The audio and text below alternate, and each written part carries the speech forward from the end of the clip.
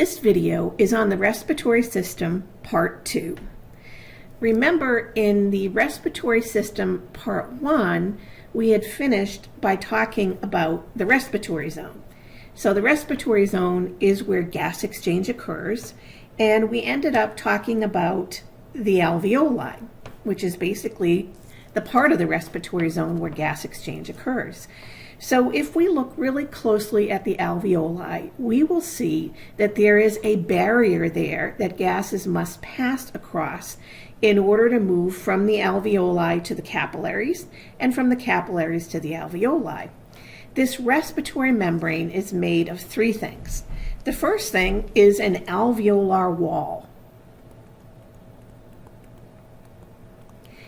And the alveolar consists of a single layer of simple squamous epithelium. Remember, these cells are very, very flat and thin.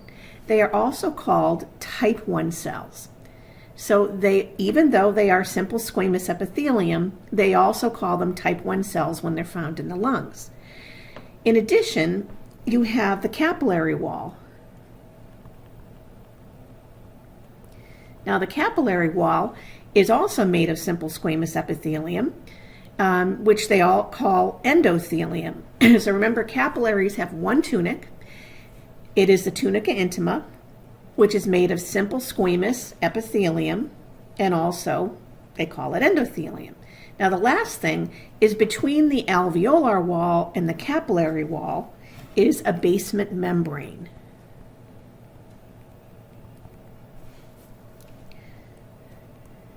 And this basement membrane consists of connective tissue.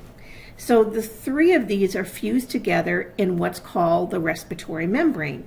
And this is what gases must pass through in order to move. So let's take a closer look at this respiratory membrane. And over here on the left, you'll see individual alveolus. And you can see the alveolus is made of simple squamous epithelium. Now, if you looked at simple squamous epithelium superiorly, you can see it looks kind of like a hexagon with the little nuclei in the middle. We also have nuclear pores, which connect adjacent alveoli or alveolus. You'll also notice macrophages. So these little blue cells here are macrophages. Now, even though the conducting passageways do a good job at filtering the air, so removing large particles, and often attached to large particles are viruses and bacteria, there are still some viruses and bacteria and other harmful pathogens that can make it to the lungs. And that's why we have the macrophages here, kind of on patrol.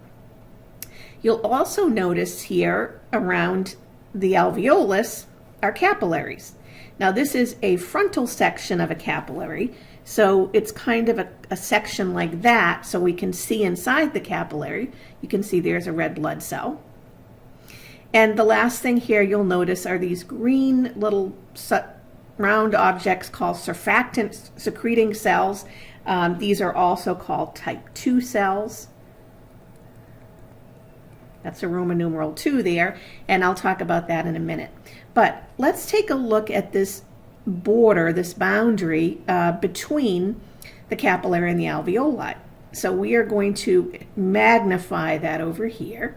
And again, you can see here's the inside of the capillary. There's a red blood cell floating along. Here is the simple squamous epithelium. So this is an epithelial cell. There's a nucleus. Now over here is the inside of the alveolus. And here you can see another simple squamous epithelium. There's the nucleus. And between the two is the basement membrane. So these 3 things fused together make up what is known as the respiratory membrane. The thickness of the respiratory membrane is about 15 times thinner than a paper towel. So think of a paper towel. If you could somehow divide its width 15 times, 1/15 of that is how thick the respiratory membrane is, which is super thin. And this brings us back to structure determines function. Remember, this is kind of an overlying theme of anatomy and physiology. that the way something is built determines what it will do. So because this membrane is so thin, it's easy for gases to diffuse across it, and so they do. And that's why gas exchange occurs here in the lungs. Now let's take a look at this type 2 cell a little more closely. Type 2 cells produce surfactant, and surfactant reduces surface tension. So you might remember back to biology that surface tension is the attraction of molecules in a liquid towards each other. Now this liquid is actually alveolar fluid. This is a liquid we're talking about in the lungs, and it is a fluid that is on the outside of alveoli. So all tissue is bathed in some fluid. Alveolar fluid is mostly water. So we can say that the surface tension is the attraction of water molecules to each other. Okay, so that's because this liquid we're talking about is mostly water. Now it just so happens that the surface tension of water is the highest of all liquids. That means that water molecules are always pulling towards each other. So if you can imagine, this is the alveolus, okay, and these little people are supposed to be water molecules. Now water molecules are attracted and they're bonded to each other.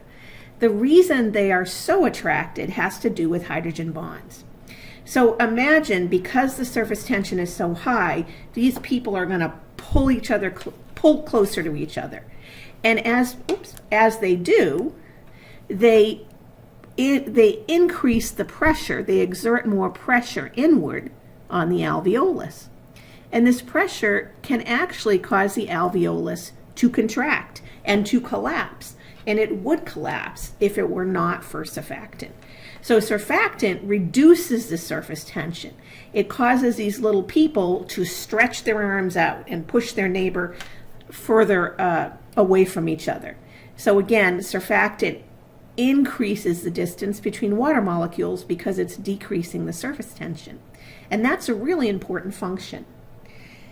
The surfactant begins to be made in utero in a fetus sometime after 28 to 32 weeks. So if a fetus is born early, this can be a problem.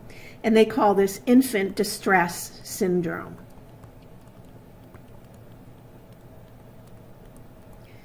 So infant distress syndrome is usually in fetuses who are premature, so somewhere between 28 to 32 weeks. So instead of the 40 weeks, they're born a little early. And the problem is they're either making no surfactant or they're not making enough. So inadequate surfactant produced, and that's because the type 2 cells aren't up and running, and what can happen is the lungs collapse. So as the child is born, the lungs collapse, and that's of course a medical emergency. So the solution to this actually is they extend a very thin tube through the respiratory passageways, not all the way to the alveoli, but they squirt in a bunch of surfactant. And as that coats the surface of the infant's alveolus, they are allowed to expand. So again, when we're looking at this respiratory membrane, we can see there's a type 1 cell, we have the type 2, and then we have macrophages. So now we're going to move into the physiology of the anatomy system. And remember, physiology is how something functions, how it works. And remember, in the beginning of the respiratory system part 1 video, we said that there are basically 4 functions, or maybe a better way to think of them as functional properties of the respiratory system. And the first one was pulmonary ventilation. Remember that? That's basically the moving of air in and out. The second one was external respiration. Have transport of gases. And then the last one was internal respiration. Okay, so these are the 4 functions of the respiratory system. Now, this is different from exchange of gases, sense of smell, sense of speech. That's larger functions, but these are more specific physiological functions the lung has to be able to do in order to carry out its role. So what we're going to do is go through each of these and describe how they work. And the first one is, of course, pulmonary ventilation. So pulmonary ventilation, again, is just the movement of air in and out of the lungs. It is a completely mechanical process, and it depends on changes in volume in the thoracic cavity. These changes in volume result to changes in pressure of gases, which lead to their flow in or out. So, in a nutshell, what happens is that when you inhale, the volume of your thoracic cavity and of the alveoli increases. And you can feel that. Just sit there now and put your hand on your chest and take a big breath. You can feel that your thoracic cavity gets bigger. The volume goes up. Well, as the volume goes up, the pressure of gases goes down.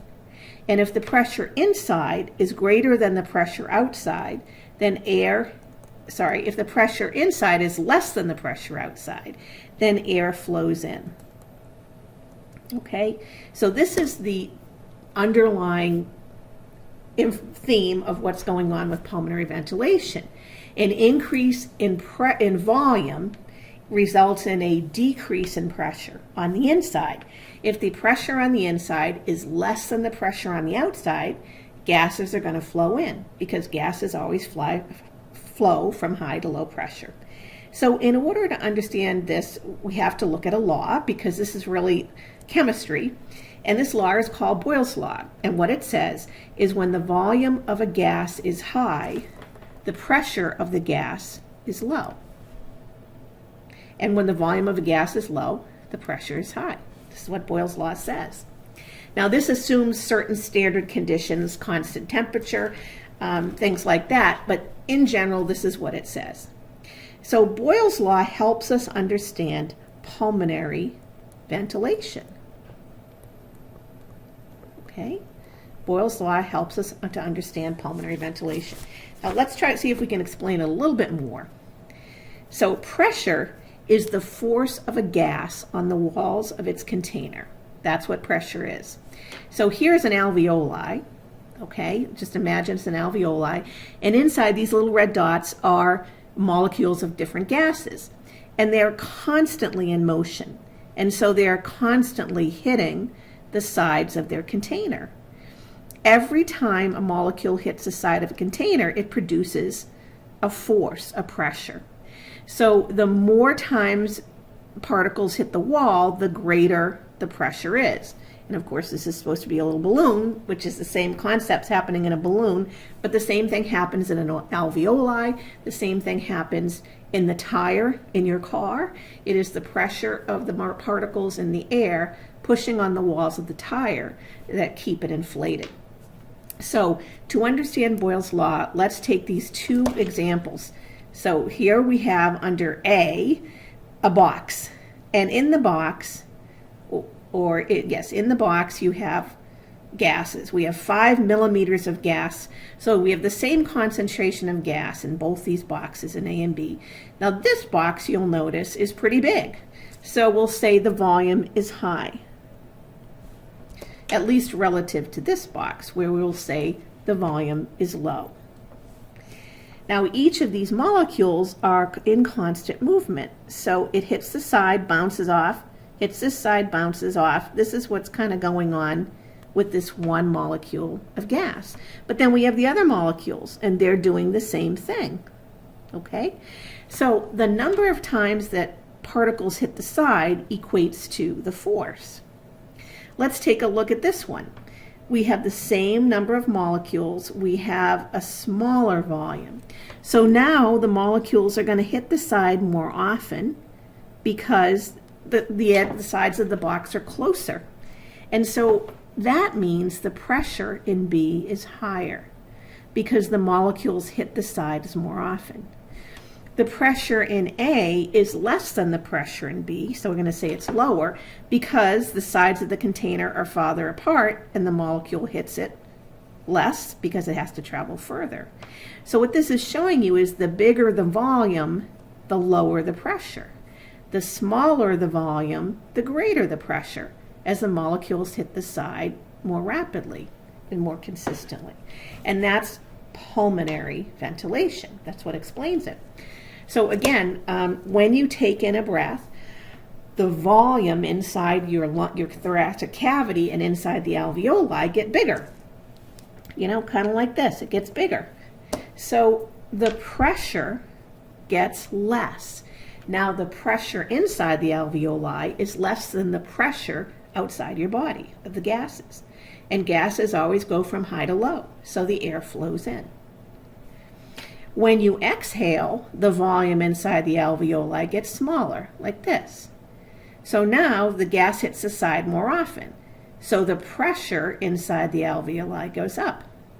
And as it goes up, that makes the pressure inside your alveoli greater than the pressure outside your body. And gases flow from high to low. So gases flow out. Pulmonary ventilation. Now, as we move on to the next, I have to mention a couple of things. So the pressure outside your body affects the pressure of gases inside. And so the pressure outside your body is called atmospheric pressure. It's written capital P, little subscript ATM, and it's the force exerted by the gases in the atmosphere on your body. So we're talking about the air. And again, this can affect the pressures within your lungs and alveoli. So pressure, atmospheric pressure, is often measured with something called a barometer. And this is an old-fashioned barometer, a simple one, and what you do is you take this bowl and you fill it with mercury. Okay, this is mercury. Mercury is a very toxic, very dense liquid, very heavy. So what happens, so you'll notice also we've got a test tube. It's turned upside down, so this is a closed end, this is the open end, and the side of the test tube has a scale on it, and the scale happens to be in millimeters.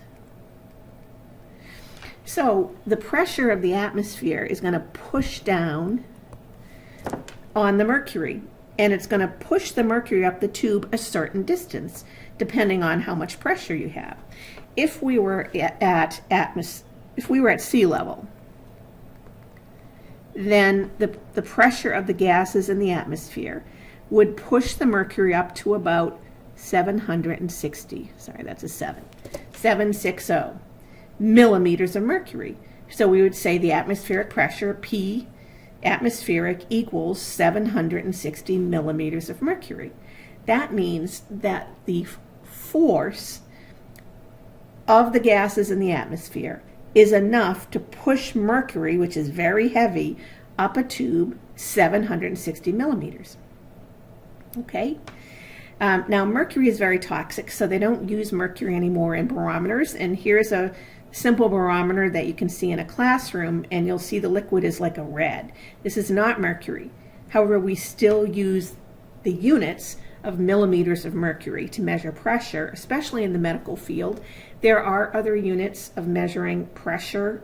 There's torr and ATM, but again, we'll stick with millimeters of mercury.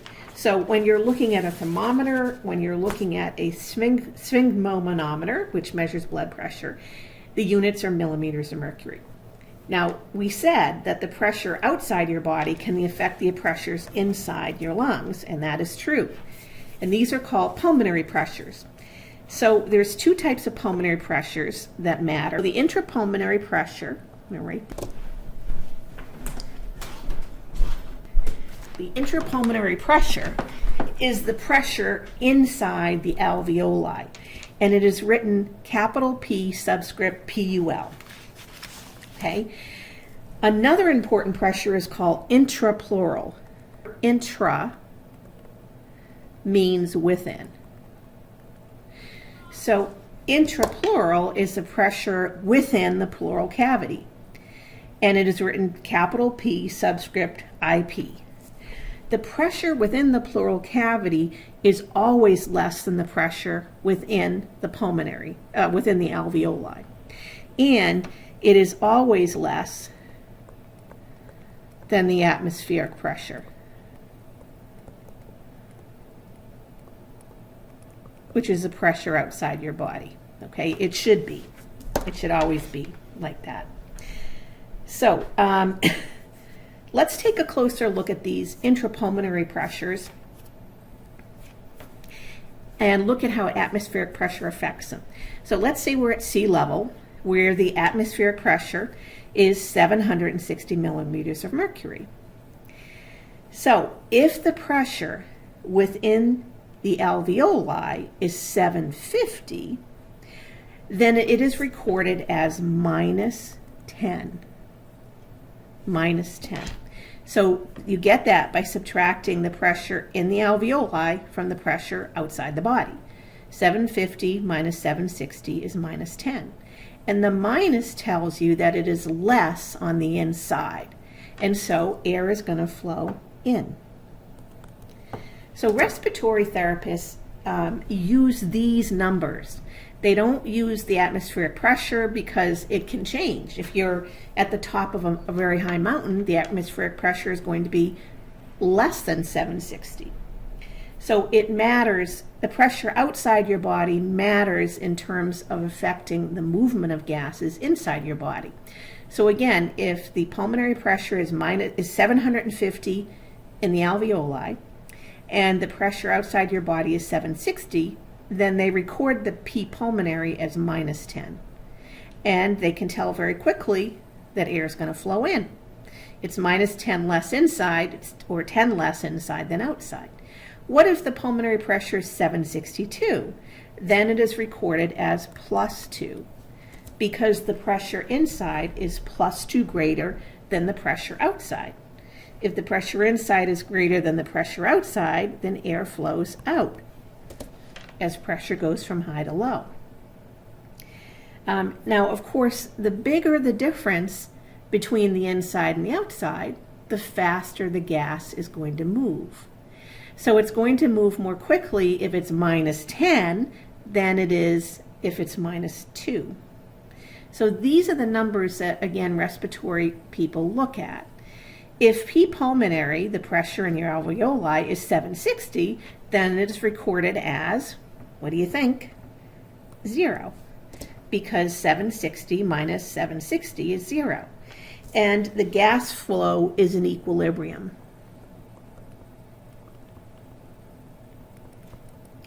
So let's think about how this works. So you're at sea level.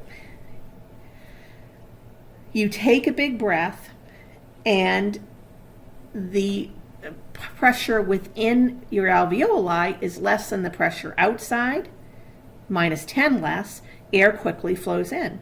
And it keeps flowing in until the pressure inside is the same as outside, 760.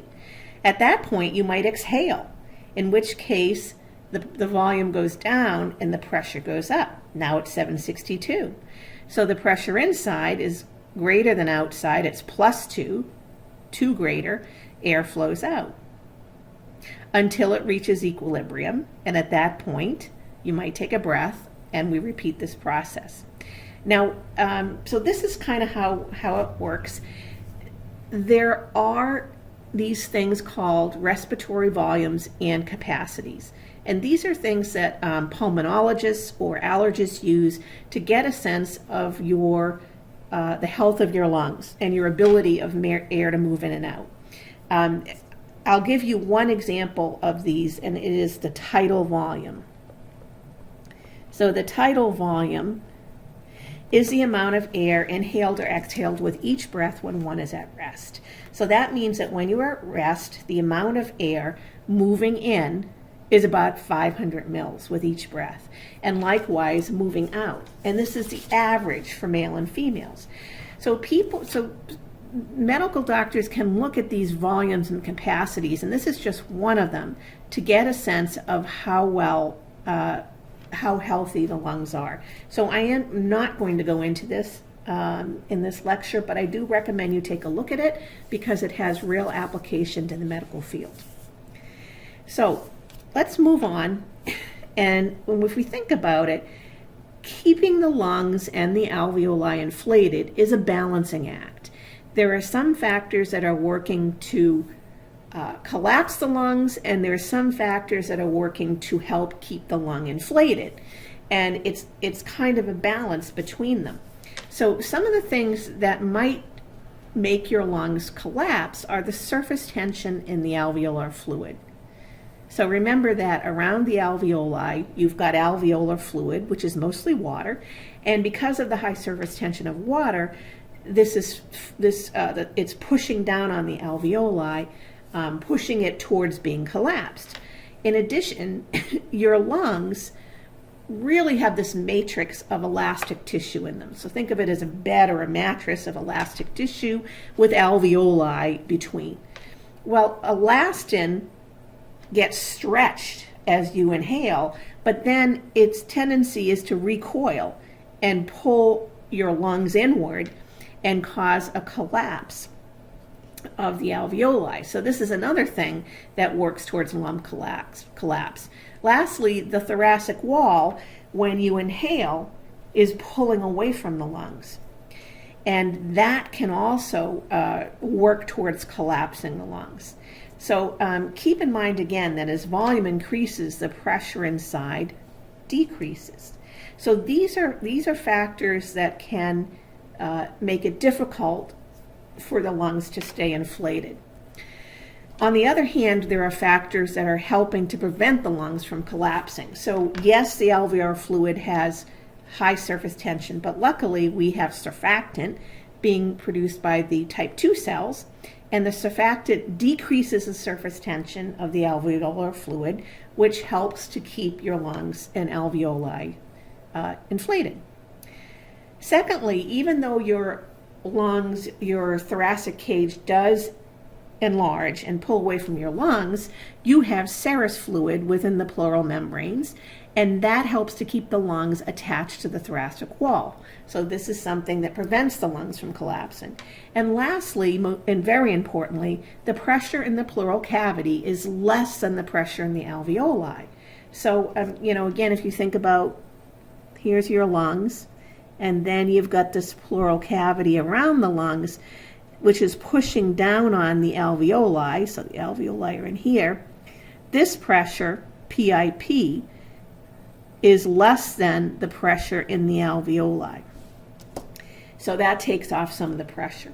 So again, we have this balancing act, and of course things can interfere with this balancing act. For example, if you have damage to your serous membranes here, let's say you have an infection, that infection can bring in fluid, and the fluid can fill this cavity. So imagine, again, you have an infection and then you get all this fluid in here. Well, the fluid can push down on the alveoli and cause a collapse of the alveoli. So that can happen. Or let's say that you, for some reason, you have a puncture. Well, if that happens, then remember that the pressure within the pleural cavity is less than the atmospheric pressure, right? So the pressure outside is always greater than the pressure in the pleural cavity, but if you have a puncture wound, then the gases outside are going to move into this pleural cavity like that. And then the pressure within the pleural cavity becomes equal to the pressure outside. And this will cause your lungs to collapse also. So your body is working towards keeping those lungs inflated and the alveoli inflated, but there are things that could cause that to collapse. So let's take a look now at the whole process of inhalation. And one piece that we didn't add is the muscles, the respiratory muscles. So you do have skeletal muscle that is involved in inhalation, and that includes the diaphragm and something called the external intercostal muscles. Now, the external intercostal muscles are between your ribs, and they are superior, or a better word would be they are superficial, because under these you have something called the internal intercostal muscles, or the internal are deep to the external. So when you breathe, the first thing that happens is the diaphragm and external intercostal muscles contract. And as they do, they pull the rib cage up and out, and the diaphragm flattens. This tends to increase the volume of the thoracic cavity and the intrapulmonary region. So you get an increase in volume. If the if the volume inside increases, then the pressure is going to decrease. And it doesn't have to decrease a lot. It can actually be even just 1 millimeter of mercury lower than the outside, and that's enough to cause a flow in. So when the pressure inside is less than the pressure outside, air is going to move from out to in, or the gases will move from out to in until they equalize. And that's a process of inhalation. So let's look at this figure here. And over on the left, you'll notice the thoracic cavity. These are the external intercostal muscles. They are between the ribs. The most important ones involved in inhalation are between ribs number 2 through 12. And then the orange at the bottom is supposed to be the diaphragm. It's kind of like an upside down U. So here, you're at rest, you're not inhaling. But when you inhale, the external intercostals, and let's look, this is a lateral view here. So here is your thoracic cage. Here's your diaphragm in an upside down kind of U shape. When the external intercostals contract, it pulls the rib cage up and out. Okay, up and out. And then the volume inside is greater.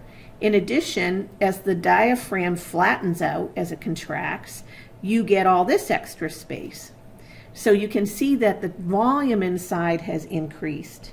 And of course, as the volume goes up, what happens to the pressure inside? It goes down, and now the inside pressure is less than the outside pressure. Gases flow in. And again, that's inhalation. Exhalation is more of a passive process, so the external intercostals relax, the diaphragm relaxes and forms its upside down U shape, and the volume inside decreases. So you can see here in the picture on the right that the dotted lines were the volume of the thoracic cavity when you're inhaling, and now this is the volume when you're exhaling, so it goes down. Now, of course, if the volume goes down, the pressure goes up. Now the pressure inside is greater than outside. Which way does air flow? If you said out, you would be correct.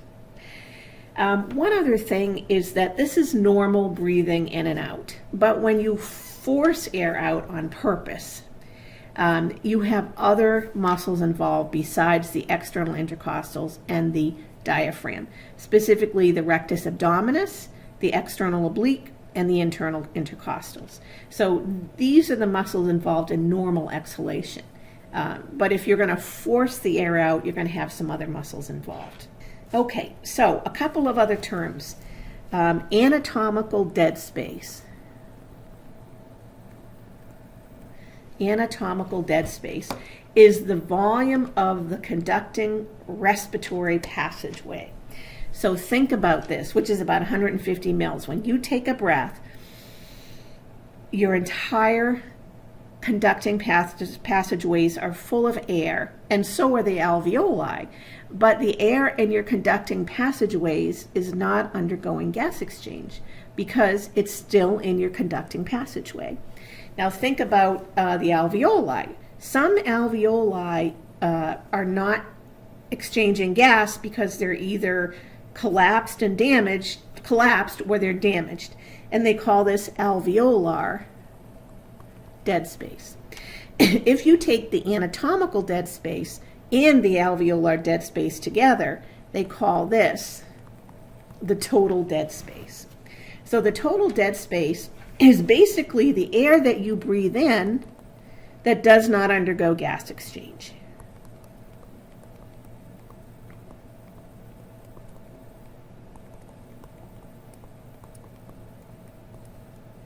So it's the air that you breathe in that doesn't undergo gas exchange. This is called the total dead space. And the reason this is important is that if you have damage to your alveoli, this can happen in in emphysema, even in severe asthma and other diseases, then your total dead space is going to increase. So less of the air that you breathe in is actually going to make it for gas exchange. And asthma is another good example of where this comes into play. So again, these are terms you might hear in the medical field. So far we have talked about pulmonary ventilation and said we can explain what happens in pulmonary ventilation by Boyle's law. But now we're going to move on because we need to explain external and internal ventilation. And so I'm going to introduce you to a couple more chemical laws. The next one is called Dalton's law of partial pressure. And Dalton's law says that the total pressure exerted by a mixture of gases is equal to the sum of the pressures of each gas in the mixture. So in other words, if you have 5 gases in a mixture, let's say we're talking about air, there's 5 gases, and each gas has a pressure of 1, then what's the total pressure in the gas? Well, you've got 5 gases and each has a pressure of 1, so that's 1 plus 1 plus 1 plus 1 plus 1. It's 5. That's what Dalton's law says. And that seems pretty straightforward. And he became quite famous because of that. Now, one term that's important is called partial pressure. Partial pressure is the pressure of an individual gas.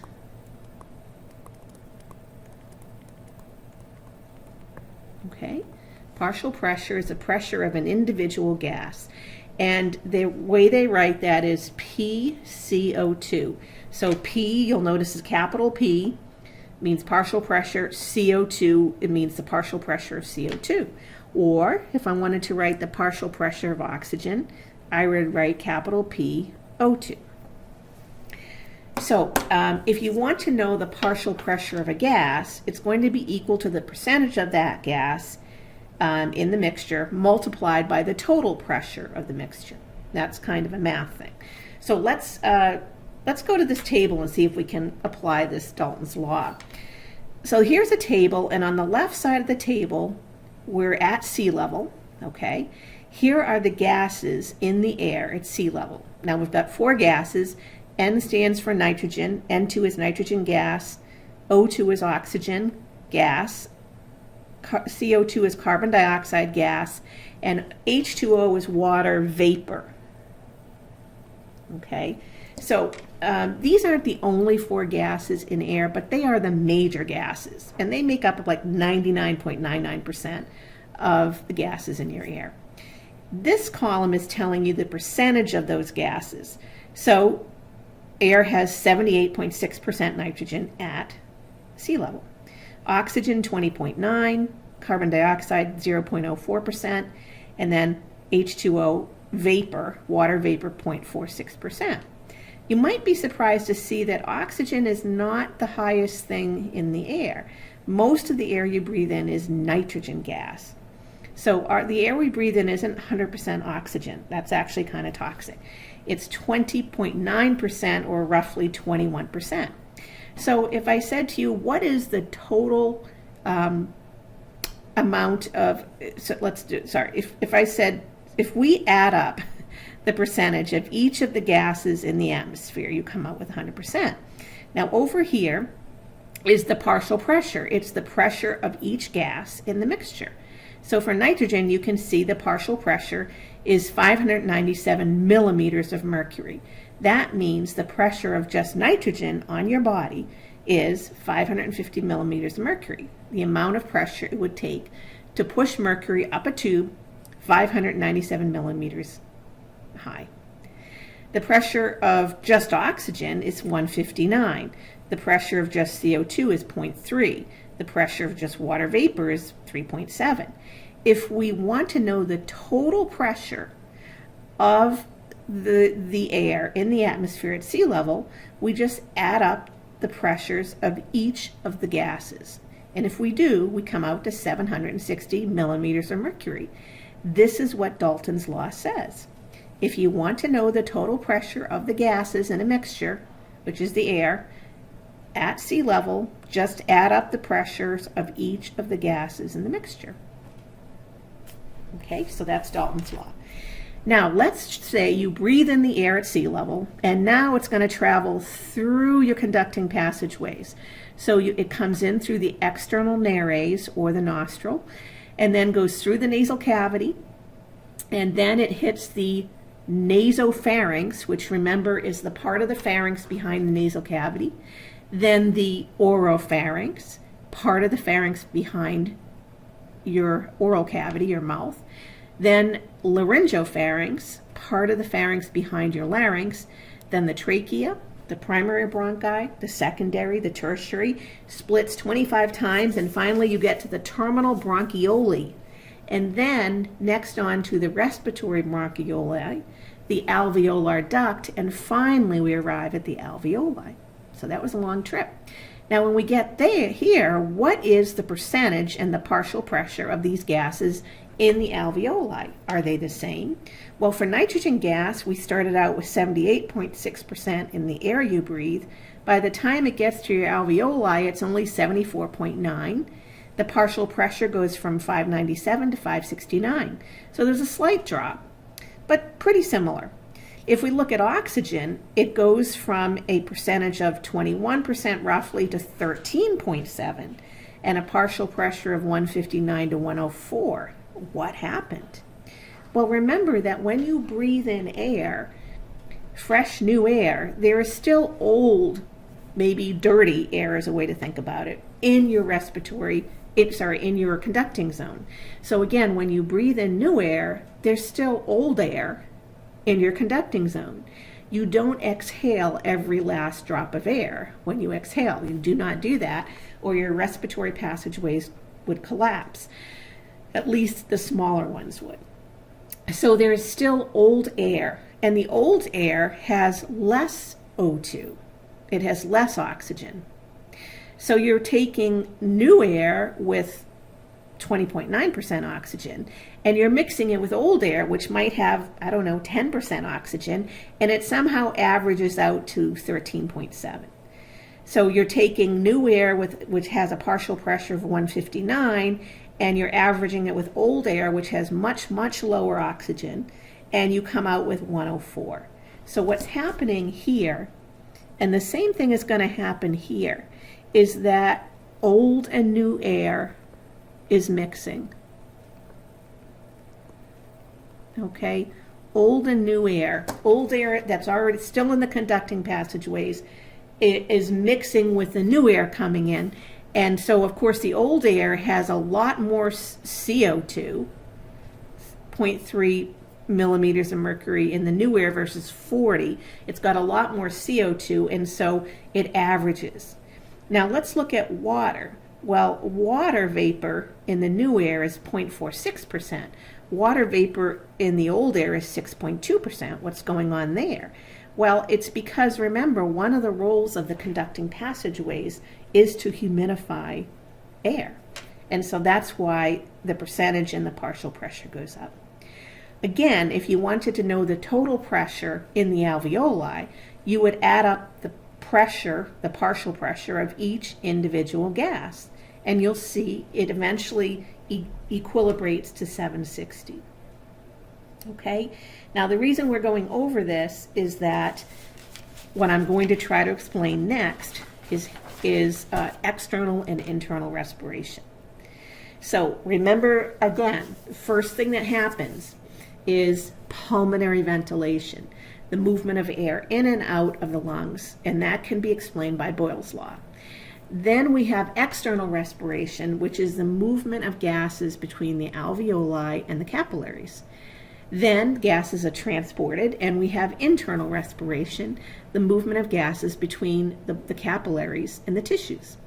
So why does external and internal respiration happen? Well, we can explain it by something called Henry's law. Henry's law is another chemical law that says that each gas and a mixture of gases will dissolve into a liquid in proportion to its partial pressure. So where do you have gases in a liquid and gases in a mixture of gases? Well, in the lungs, where external respiration occurs. In the alveoli, you have a mixture of gases. In the capillaries that surround the alveoli, you have liquids. So if we wanted to know, for example, which way does oxygen move, you would look at the partial pressure. It's going to move from a high to a low partial pressure, just like it does everywhere else. Now, it isn't quite as simple as that, because it depends on other factors. One of the most important is its solubility. How soluble is the gas in blood? Blood is mostly water, so we could say how soluble is the gas in water. Not all gases are soluble. In fact, the most soluble gas in the air you breathe is carbon dioxide. That is the most soluble in blood. Oxygen is probably 1/20th as soluble as CO2, and nitrogen gas is pretty much insoluble. So when you breathe in air, most of what you're breathing in is nitrogen gas. But nitrogen gas, under typical atmospheric conditions, does not dissolve in blood. So you breathe it right back out. Carbon dioxide dissolves readily, so it's going to remove fairly quickly from a high to a low pressure. Oxygen gas dissolves not quite as much. It might move a little more slowly, but it's still going to move from a high to a low partial pressure. So let's see if we can apply Henry's law now to what's actually happening in your body. And here's a picture. It shows the alveoli of your lungs. Here's your heart. Here are the tissues. And at the top here, you can see inspired air, which means the air you just breathed in. So the air outside your body, and we're only going to look at two gases here, oxygen and carbon dioxide, has a partial pressure for oxygen of 160. The partial pressure of CO2 is 0.3. If you don't like to look at numbers, you can look at the little bar chart. So there's a lot of oxygen in the air you breathe. There's not a lot of CO2. So when you breathe the air, remember it's got to go through the external nares all the way down to the alveoli. By the time it gets to the alveoli, the partial pressure of oxygen is 104. Now remember, it was 160 in the air you breathe. So what happened to it? Why is it only 104? Well, we already talked about that. It's because in the conducting zone, you've got old air, and the old air has lower levels of O2. So the old air with the lower levels of O2 mix with the new air with the higher levels, and it averages somewhat down to 104. CO2 in inspired air is 0.3 millimeters of mercury, and in the alveoli it's 40. And remember, this is the same reason, a mixture of old and new air. So this is what the partial pressures are in the alveoli. Now the blood is returning from the right side of the heart. Remember, it's got low oxygen because it's returning from the tissues, and it's got high CO2. So in these pulmonary capillaries, the amount of O2, or the partial pressure, is 40. The partial pressure in the alveoli of oxygen is 104. Which way is oxygen going to diffuse? So again, in the capillaries, it is 40, the partial pressure of oxygen. In the alveoli, it's 104. Well, it is going to move from high to low. So it's going to move from the alveoli to the capillaries. Okay, so Henry's law, right? It's going from a mixture of gases to a liquid. It's moving from high to low, and it keeps doing that until it's 104 in the capillaries. You reach equilibrium. What about carbon dioxide? Well, it's 40 in the lungs, and it's 45 in the capillaries. Well, it's going to move from high to low, so from the capillaries to the alveoli until it's 40 in the capillaries. And then the blood leaves the lungs. Okay, now when it leaves, it has basically the same partial pressures for oxygen and CO2 as it did in the lungs. And it leaves and it returns to the left atrium. And do you remember, what is the name of the vessel that's returning the blood from the lungs to the left atrium? So if you guess pulmonary veins, you're correct. Plus it says it right there. Pulmonary veins. Now you'll notice there's a little drop here in O2. And that is because of partial dilution of the pulmonary capillary blood with the less oxygenated blood. So there's a little bit of dilution going on here. But still, it's pretty much the same. So the blood returns to the left atrium, to the left ventricle, out through, remember what this is? Aorta, and then to all the tissues of the body. Okay, so what we described up here is external respiration, right? Exchange of gases between the lungs and the capillaries. So we explained it using Henry's law. Now we're going to go down to the tissues, and we're talking about internal respiration, exchange of gases between the capillaries and the tissues. So you can see now that the blood entering the tissues has 100 of oxygen, 40 partial pressure of CO2. In the tissues, you got 40 of oxygen. Which way is oxygen going to move? So remember, it's going to move from a high to a low partial pressure. Well, it's 100 in the capillaries, it's 40 in the tissues. It's going to move from the capillary to the tissue, high to low, until it is 40 in the capillary. What about CO2? It's 40 in the capillary, it's 45 in the tissue. So it's going to move from the tissue to the capillaries till it's 45 in the capillaries. That is internal respiration. And again, that can be explained by Henry's law. Now, as the blood leaves the capillaries, it has 40 O2, 45 CO2. It's going to return to the right ventricle from the superior and inferior vena cava, then to, the right atrium, then to the right ventricle, then through the pulmonary arteries, and then back to the lungs, where we start this process again. So again, this Henry's law is explaining external and internal respiration.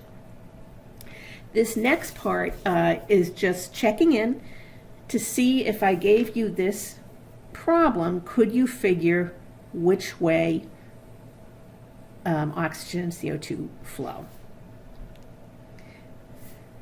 Okay, so I'll let you think about it, and I'll just circle the answers here for you, just so you know. And let's move on to the last thing. So the last thing I want to talk about, well, not the last, but almost, is transport, that last function. How are gases transported in blood? And I'm only going to focus on oxygen and CO2. So the main way that oxygen is transmitted, is bound to hemoglobin. And when it is called oxyhemoglobin. Okay, this is the main way that oxygen is transported through the blood. Some of oxygen is transported dissolved in the plasma, but not a lot, because remember that oxygen is not that soluble in blood. I'm here to talk about carbon dioxide. So carbon dioxide can be transported in your blood in several ways. One way is it's dissolved in plasma, and this is probably about how 7 to 10% of carbon dioxide is transported. Remember, it is the most soluble compared to O2, but that doesn't mean it's super soluble. 20% is bound to hemoglobin, and remember, when carbon dioxide is bound to hemoglobin, they call it carb amino hemoglobin.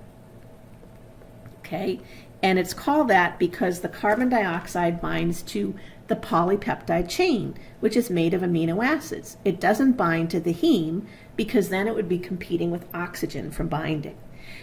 Most carbon dioxide travels in your blood as the bicarbonate ion. There should be a little 1 here. Oops. Okay, let me fix that.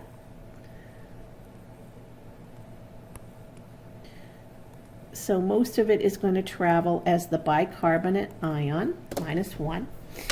And in order to explain this, we have to look a little bit at the chemistry that occurs in blood. So you've got carbon dioxide, you've got oxygen.